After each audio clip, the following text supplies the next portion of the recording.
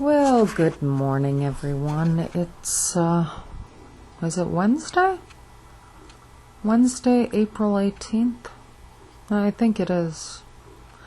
And it's 9:04 a.m. The year is 2012. This is Inta Mitterbach. And I'm in Lakewood, Ohio, which is a suburb just west of Cleveland, Ohio.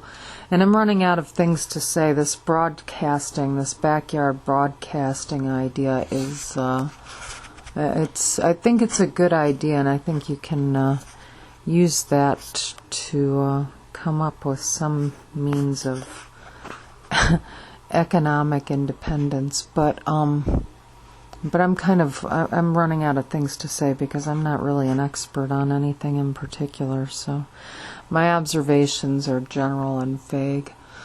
What can I say? It's sunny out. The sky is almost completely clear, with the exception of some clouds to the south and the west. No, not the west, the east. To the east. And what else? It's cool. That's probably why there aren't any insects out there. But yesterday's broadcast, the insect count is 1. Did that alarm anyone? The insect count is 1. It's still pretty cool out, and it's April, and it's still a little early for insects. I did see actually, I think 3 flying insects out this morning when I stepped out to Comet out for a walk and took some photos, and around my house anyway. And the picture I think I'm going to post here, of which you will be seeing when you hear this, is the sunrise to the east. And I don't know. I don't have a whole lot to say today. I thought about talking about my damage report with regard to my experience with the internet, and how my damages all started 16 years ago. I had a file. I think I already broadcast this, but I had a file, and and I was working for a defense contractor, and someone changed the file name. And one thing led to another, and a lot of people wound up gone for whatever reason. So, anyway, I don't know. Maybe I'm just completely isolated, and maybe everyone is still out there and everything is just fine. But I haven't spoken to. I don't know. Is my phone cut off, or did everyone just decide? We've had enough, Inta. That's enough. And I guess I ran out of money, so I don't have the nice dinner parties that I used to, and so I don't have friends coming over. I guess unless you have friends, unless you can have dinner parties and invite people over to your home to dine with you. Well, in my case anyway, I guess nobody comes over to my house to see me unless I feed them. And I was thinking, in terms of ideas, economic development ideas, for all of us out there who have wined and dined all of our friends, and have some of those friends that are always there for a free meal or a free drink or a free this or a free that. Why don't you invite them over and say, I'd love to have you over for dinner. We're serving, we're going to have beef Wellington tonight, and it's $150 a plate. Would you like to join us for dinner? And, put a price tag on the dinner plates for your friends. Maybe you can have what's that called, a round robin. Is it a round robin? You can go to each other's homes and have prepare gourmet meals and serve a per plate, play restaurant. We all played games when we were kids. Maybe we can play restaurant games in our homes and serve dinners to our friends. And so anyway, that was one of the the little ideas that burst out of my brain or fell out of my brain. And so what else? I've got a lot of books, and a lot of them I haven't read. So I guess if I quit making these audio broadcasts, I can, at least I can just sit and look at the pictures if I can't read. But, what else? I feel as though I'm being restricted from my reading activity. That's why I say that. Very difficult, very, very difficult to try to go to school or do anything when you're being assaulted. I've had a lot of problems since I've returned to Cleveland, and I'm not sure exactly what it is, but whatever it is, this morning's thought or last night's thought was: is my house like am I living in a taser house? What the heck is this? Because, I feel like I got shot with a laser a few times, and I think that's illegal. But try to prove it, and try to prove something you can feel, but you can't see. I was trying to explain physics to my mom. I got an associate degree in physics. And I don't know if everyone remembers all of the low sound wave speaker systems, and I don't know what they're called, but I think a lot of people used to have cars with the low sound wave speaker systems. What is, not frequency, I don't know if that's a frequency, what is that? Let's see, you've got, is it not modulation, amplitude, anyway, yeah, I have for my physics degree in science with physics and astronomy, which I got 7 years ago. I guess I didn't go on to higher degrees of physics and astronomy, science, and I didn't use it, so I guess if you don't use it, you lose it. So anyway, I was trying to explain to my mom something about physics, and she's not stupid. Most people aren't, but I don't know if she's ever taken a physics class. And when I was a Girl Scout leader, what they taught me in one of my training classes is that you do not fully understand or know something unless you can explain it to someone else.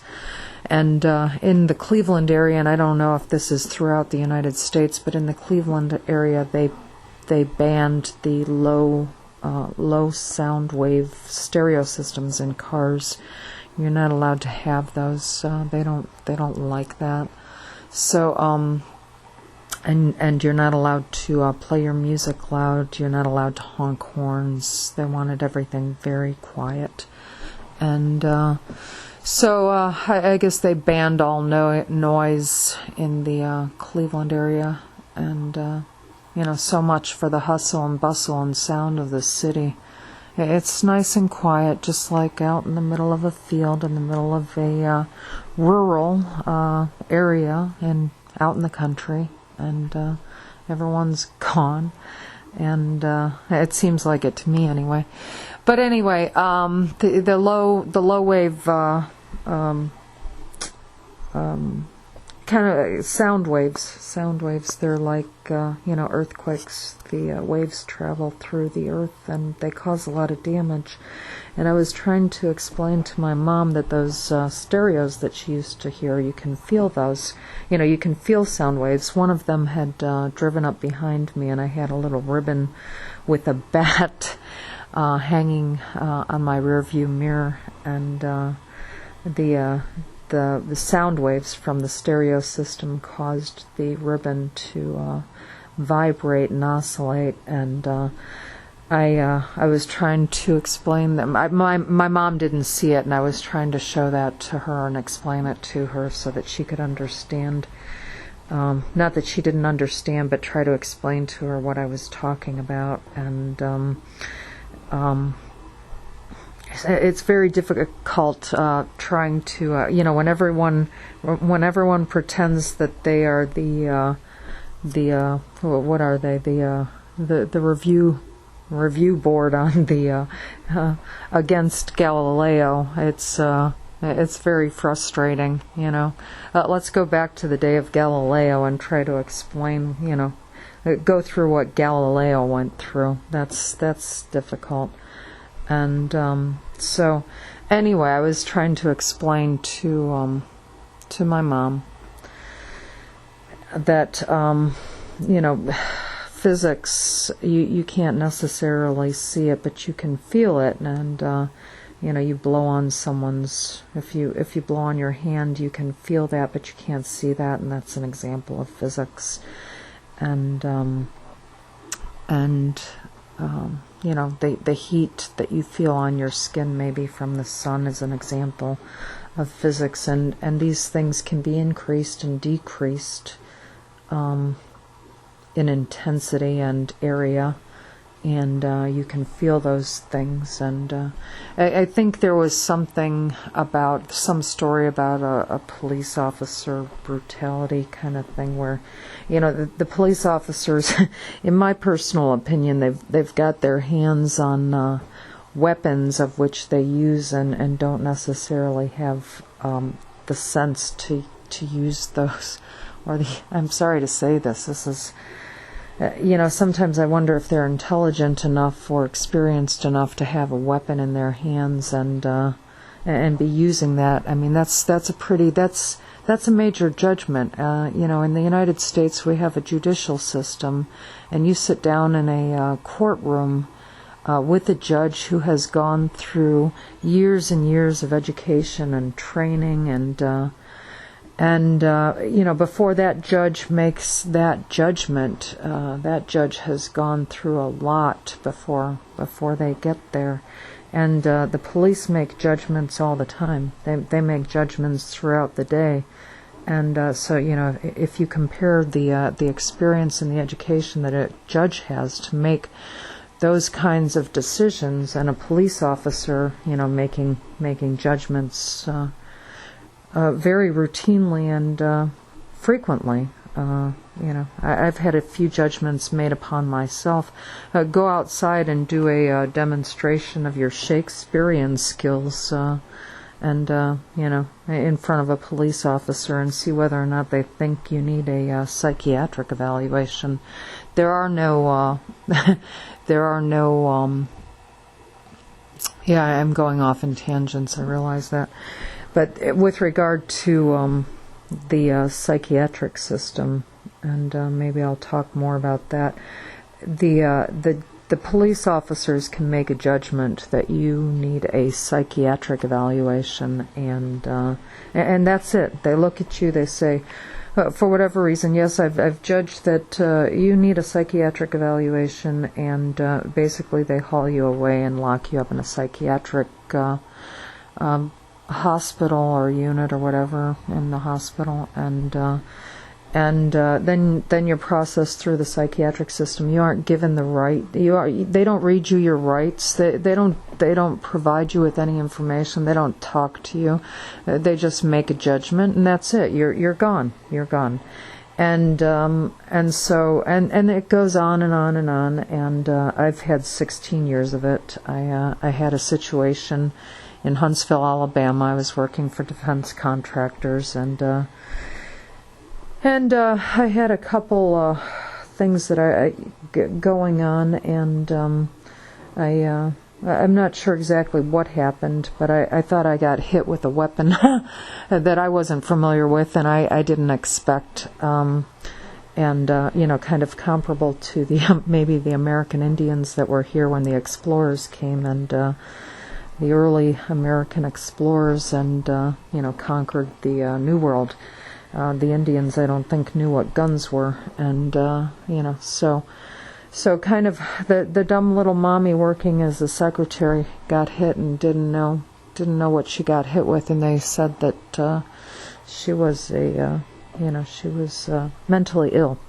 So having worked for defense contractors, specifically with weapons systems analysis, not with in terms of my doing any analysis or evaluation of weapons or anything like that, but I guess I worked in marketing and business development for my boss, who is vice president of marketing and business development, so I was kind of familiar with an overview, a general overview of some of what exists, communication systems and a little bit of weapons system, and I had some awareness, but I really didn't have any military background, so I was really quite clueless, and I really also have been quite cut off from the world during my lifetime as far as what's gone on, with the exception of maybe some pictures of the damage that was done in Hiroshima. I remember seeing pictures in Life magazine a long time ago. Well, I was like 3 or 4 years old back in 1969, 68, 69, 67, something like that, back in the 60s. And I guess I was probably about 4 years old, and I saw the dismembered children, and sat on the back steps of our house, and looking at Life magazine, crying, and look at the children. And so anyway, about physics, what can I say? I've tried to explain to my mom. I feel like I'm Galileo a bit, and I've suffered some police brutality since I've been back here. Cleveland is my hometown, and Lakewood is a suburb just west of Cleveland where I live. And I witnessed some police brutality in Cleveland.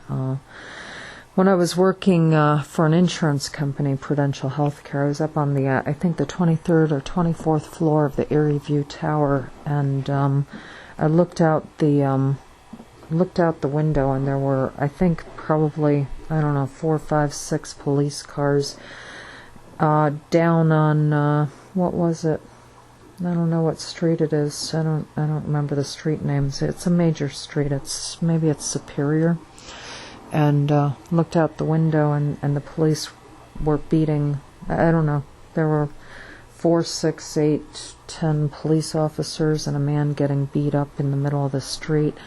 And I guess I was having so many problems myself, going through a divorce, security clearance, having just been assaulted, new job, loss of kids, loss of husband, loss of everything I had, having had a traumatic experience, being in half shock, and trying to work and pay my bills, and on and on and on and on. And I really wasn't prepared for, what do you do if the police are wrong? Who do you call? I didn't know that, and I saw a man getting beat up, and I didn't rush to go assist. I guess part of me was kind of like, I guess I never questioned authority. I always listened to authority and did what authority told me to. And the police were the authorities, and I guess I always trusted their judgment and their decisions. And I didn't expect I didn't expect that police or teachers or professionals would do the wrong thing, and that they would cause harm, and that their judgment might be wrong. And I didn't expect all of that. And I don't know who you call. And I've tried to do some notification with regard to some of what I've witnessed, and unfortunately I've witnessed quite a bit. And so I don't know what you do. At this point, I don't have a job, I don't have a penny. I don't, what am I going to do? Dial 911? You're going to call the police on the police? Who are you going to call? I guess there are so many issues that there's just not. What issue? Go ahead and prioritize your issues. They gave you every single one of them. They gave you every problem on the planet. So go ahead and prioritize that.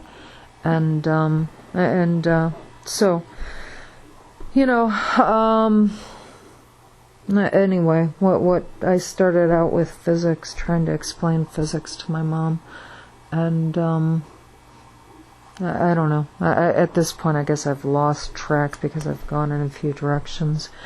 But as far as my degree with physics and astronomy, I'm not an expert, but I know enough to know that I've been hurt. I guess I was trying to explain sound waves to my mom, and explain to her that you can feel them but you can't see them.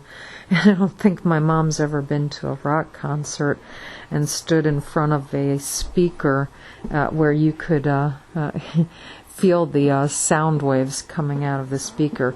Yeah, you lose your hearing for a day or a couple hours or something, but anyway, I don't think my mom has ever had that experience, so she's not familiar with that. We used to have little concerts. I miss a lot of things in Cleveland that we used to have when I was younger. We had the Rocky Horror Picture Show movie to go to on, I don't know if it was Friday or Saturday or both nights.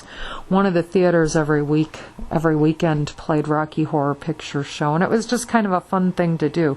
You go there, you throw rice in the air and squirt your squirt guns and cover your heads with newspapers and dance around doing the Rocky Horror dance. And I guess that movie was actually completely produced by college students, and which is pretty impressive, and it's a fun movie.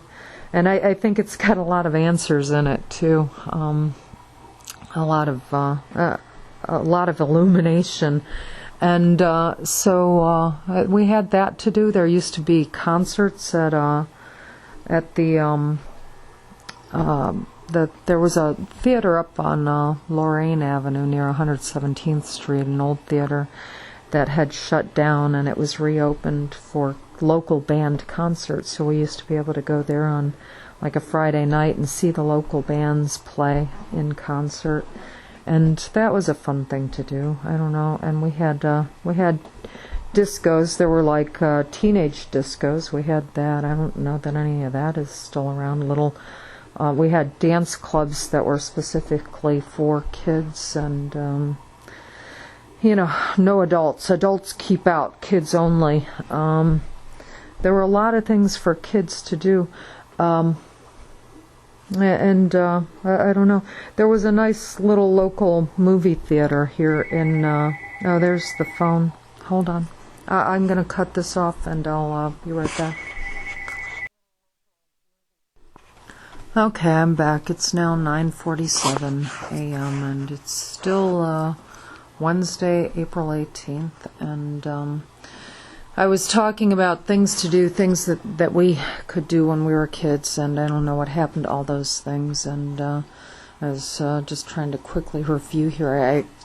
There's no break, I guess, between the recordings, but I started talking about there was a theater, the Detroit Theater here in Lakewood on Detroit Avenue, and one of the ideas that and I've been trying to think of a lot of ideas. What am I going to do? I'm divorced. I was trying to, make sure I had some means of taking care of my children and a place to live for me and my family, my children, my friends, to come visit and to be able to live a normal life. How the heck am I going to do that? And I've tried to do a lot of things, and this right here is just an extension of, okay, I'm still thinking and trying to figure out how I'm going to make any money or get a job or something. But one of the ideas that I had for Lakewood was the Detroit Theater. And when I was a kid, we used to be able to go to St. Rose's Church in Cleveland over by close to 110th Street on Detroit. It's a big Catholic church, and it was open on, I think it was Saturday afternoons, maybe Saturday at noon. They had a movie playing, and I don't know if you paid like a nickel or a quarter or something admission to go in, and they would show wonderful movies to the children. And I remember I saw The Prince and the Pauper, and they were kind of like classic children's tales, movies of classic children's tales, and that was a really nice thing. And we had that to do. There was Girl Scouting and Boy Scouting and Campfire Girls, Bluebirds, Brownies. We were doing that, And what else were we doing? Oh, well, anyway, with the Detroit Theater, what I thought, when I was a kid, there was something on television called the International Film Festival, and Kukla, Fran and Ali, and that was a nice thing. And we saw movies that were made, I don't know if they were made domestically, in the United States for... I think there may have been some foreign films made. When I was a kid, there were a lot of foreign films, and I've watched television since coming back to... I don't know what happened to all the foreign television. When I was a kid, there was foreign television. We had European movies and movies. I guess Asian television programming also. And they were shown and dubbed over, and with English speaking. There was like Johnny Sacco and Godzilla and all of those Asian movies and all the horror movies and stuff, all those old movies and things. They were great. But anyway, there was the International Film Festival, and we've got the Cinematheque at the Cleveland Institute of Art, which shows foreign films, of which I think have dubbing used to, I don't know what it's called. Is it subtitle dubbing, whatever? The English written lines of the so whatever that's called. So you can go see that at the Cinematheque. That's kind of a nice thing to... Actually, I've never done that. I've never been to the Cinematheque, but they do have movies there. And the other thing, with all of that in mind, I thought that it might be really nice for Lakewood to have, basically, now that all of that stuff has gone from television, and to have like an international film festival kind of thing at the Detroit Theater, and have basically general audience foreign films, and I thought that would have been a really nice thing for Lakewood. But I guess every time I've come up with an idea, someone else jumped on it and decided. Well, I guess that's going to be a McDonald's now, so. The theater shut down. I thought about it. I thought, well, that would be great to open that up and have a community international film festival type theater, but I guess they're going to tear it down and turn it into a McDonald's. And then there was the Christian Science Church, a wonderful old building on 117th and Lake Avenue. And I came up with an idea for that. I thought it would be really nice to have... I don't know if everyone remembers, like, the movie The Scent of a Woman, and there's the tango scene in that movie. And with that building, it was really... And I've never been inside, but it's an old... It used to be a Christian Science church, and it was shut down, and I guess it's got some architectural issues, but just in terms of the location, I thought it would be really nice to have a really special little, and a kind of, I don't know, like a really, sort of like a nightclub, but something that was really, really nice right there, because there is some activity, some restaurant kind of stuff in the area, but I thought maybe that spot right there could use something. But I came up with that idea, and about the same time I came up with that idea, the crowds all ran to go do something with that, and it's like, okay, well. I guess I'm done with that. And after they exhausted my energy on that, they all went away, and nobody ever did anything with that. So, it just kind of seems like every time I came up with an idea, everyone ran. And I think I've mentioned previously World Center Place and my non-profit organization for geography, and I guess my big pie in the sky dream idea as far as locations for that would be there's the other Christian Science. I've never been to a Christian Science service. I don't even know what the services would be like for that. I really don't know anything about the Christian Science church, come to think of it. But that church is now gone and the building is there. And I think they used to have a library, and it would have been interesting to look at their library and the materials that they had available, with regard to religion and their philosophy and things. But anyway, that building is still there. It's vacated, and I guess it's for sale, and they've redone it, and it's probably, I called to inquire, how much does it cost, because I got a flyer and it didn't indicate the cost of the purchase of that building and property. So I called and left a message, but they didn't give me a call back. But anyway, my pie in the sky dream idea was that World Center Place would move into there and right across the street from the public library. But I've, as I said earlier, I've had so many problems with the police that I'm kind of like done. I'm just kind of done. I kind of feel like just show me the door. I'm leaving, and which brings me back to the police, and who do you call when everyone's wrong? If you're I worked at NASA for a while, 12 months, 6 of which were volunteer, 6 months volunteer, 6 months as a subcontractor employee. And I was kind of like Mrs. Dear NASA, that everyone, I received the correspondence and the inquiries and sent out information. And so I kind of felt like I was Dear NASA, sort of like Dear Abby. But there were problems there. There have been problems. I worked at the United Church of Christ, and there were problems there, and it's like, oh my gosh, come on. I got the entire psychiatric tour of duty. I feel like I got the corruption tour of duty. But why did I need these things? That really hurt. It was damaging. I lost my kids. I lost everything I had. I never did win anything. The only thing I managed to do is get several degrees, the associate, the bachelor's, and the master's degrees, of which really weren't in the direction that I was. I mean, the associate degree, I was heading in the right direction. I got the science.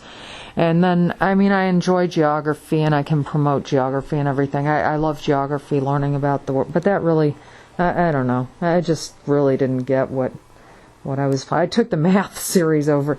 I took the math series, the full math series, through, through calculus.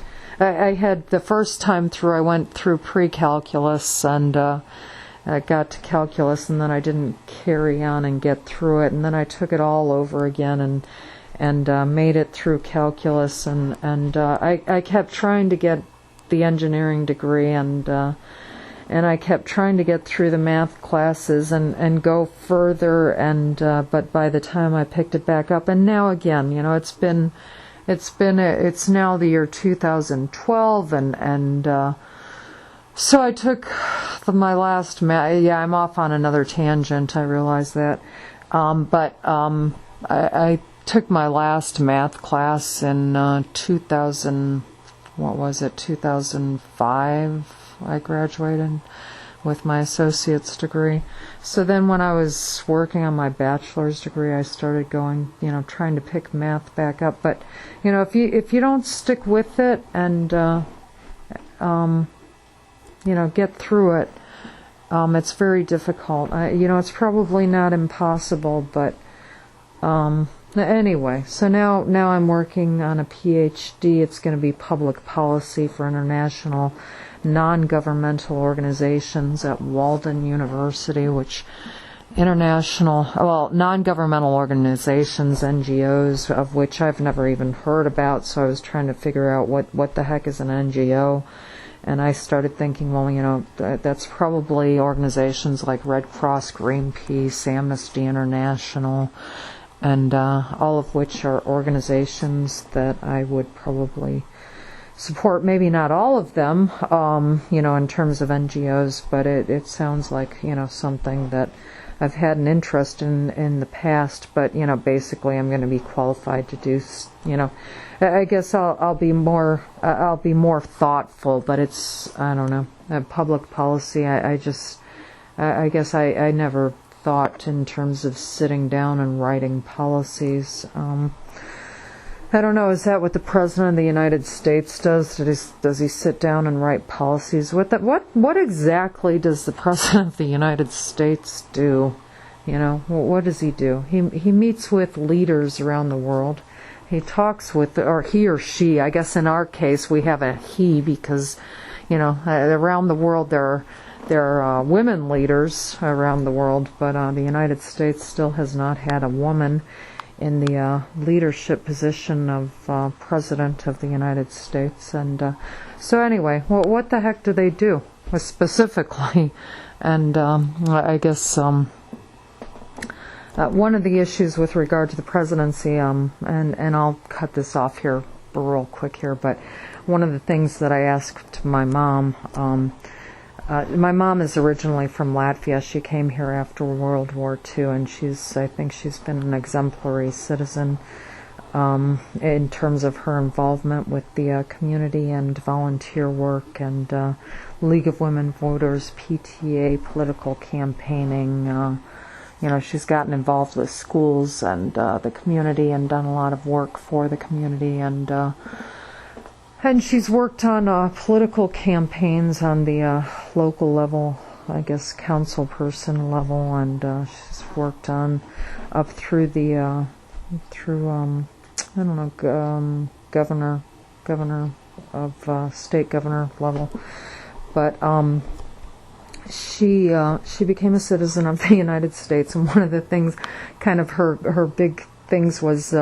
I don't know if it was her first voting. Voting was a really big deal to her, being able to vote here in the United States, and she really was very happy and proud to have the right to be able to vote in the United States. And she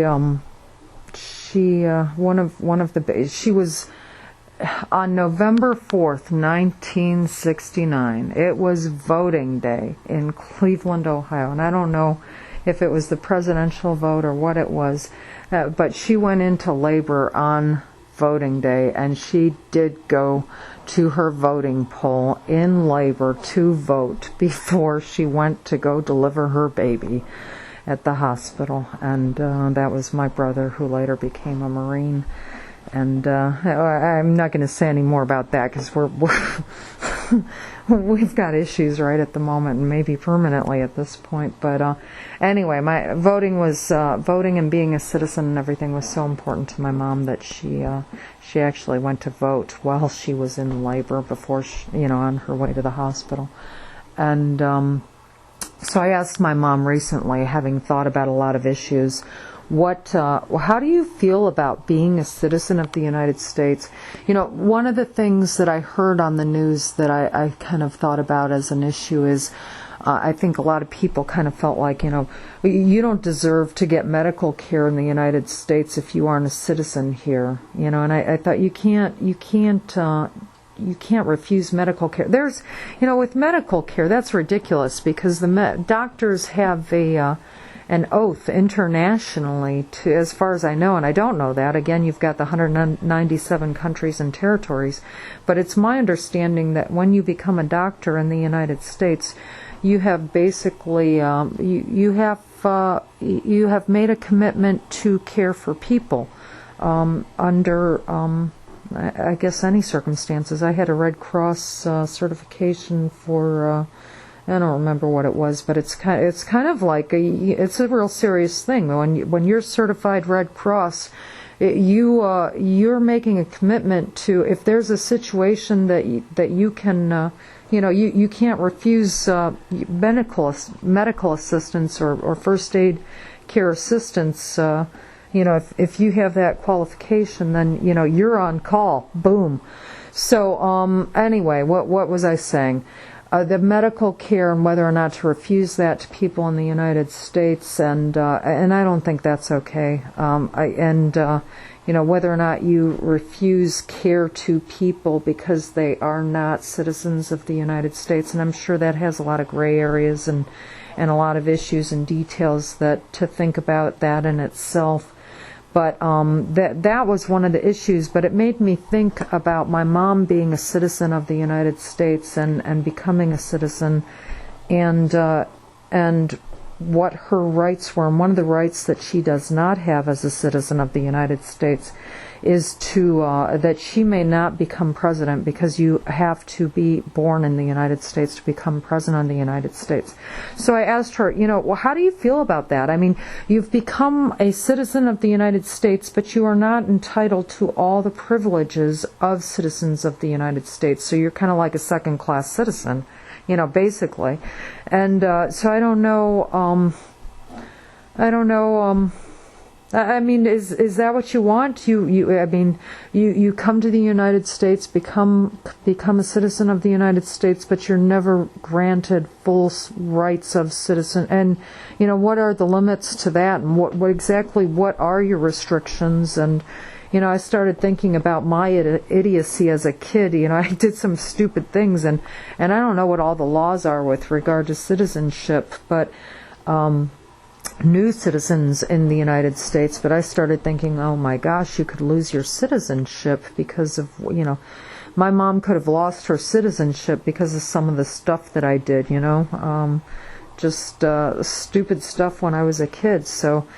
And I don't know what the requirements are for becoming and staying a citizen. I don't know if once you're a citizen that's it, or if you can actually lose your citizenship because your kid's so stupid that I don't know. But I felt really bad because of the stupid things I had done, and felt like, oh my God, my mom could have lost her citizenship. But anyway, I think that's about it for now. It's now 10:06 a.m.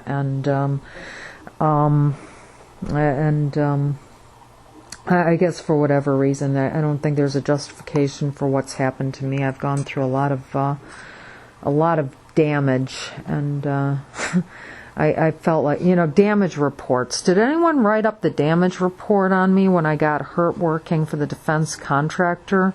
But was there ever a damage report written? What's the procedure on that?